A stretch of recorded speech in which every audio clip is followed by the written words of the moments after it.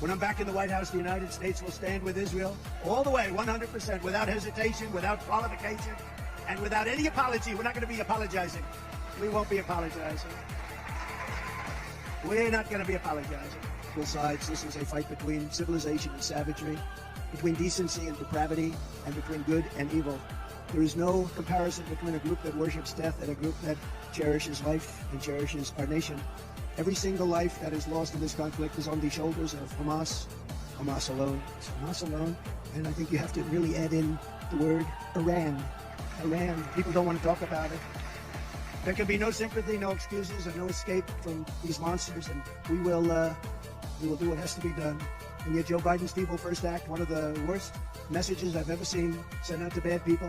After more than 1,400 innocents, including over 40 Americans, were murdered, kidnapped. And think of this, we immediately announced that we're giving Hamas $100 million. We're going to give it to them into Gaza, but they take it 100% of it. They don't take 90%, they take 100%. Mark knows that better than anybody. They take 100% and we give them money hand over fist, and we've been doing that for many years. And then a speech was made declaring that if you support Israel, you must give billions of dollars for open borders in Ukraine. In other words, they want to wield it all together. And you don't wield it together, they have to all stand on their own, unlike Biden. He's the worst president in our history by worst president. He's the worst president. He's the most incompetent president. When I'm back in the White House, the United States will stand with Israel all the way, 100%, without hesitation, without qualification, and without any apology. We're not going to be apologizing. We won't be apologizing. We're not going to be apologizing. We will fully support the Israelis in their mission to ensure that Hamas is decimated and these atrocities will be avenged. They will be avenged. In many ways, they'll be avenged. I think even beyond what you're thinking about. Joe Biden's weakness caused the attack on Israel. Pure weakness and incompetence. Everywhere he goes, Biden's weakness provokes war and death because, as history shows, evil only respects one thing, unyielding strength. You've got to be strong, otherwise they're going to be taking over. They're going to be doing things that you wouldn't even believe.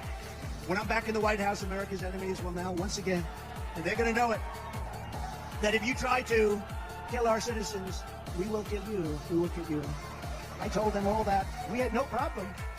You know, we had no problem. 3 years ago, we had no problem. For 4 years, nobody even... This is unthinkable. I mean, I just watch and see what's happening. It's unthinkable. This couldn't have happened. Mark, couldn't have happened. Although you maybe were more deeply involved than anybody, but I don't think you even believed a thing like this could have happened, Mark. If you spill a drop of American blood, we will spill a gallon of yours. We do not...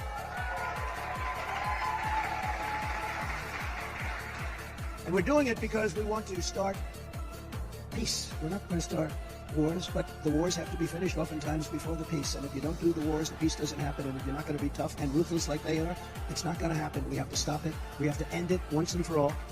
Under my leadership, we will not squander our strength by trying to build democracies or in quicksand like we try to do. Let's take over a country and let's make it into a democracy. How does that work out? Not too good. Or turn Baghdad into Palm Beach. Palm Beach. Doesn't work out too well.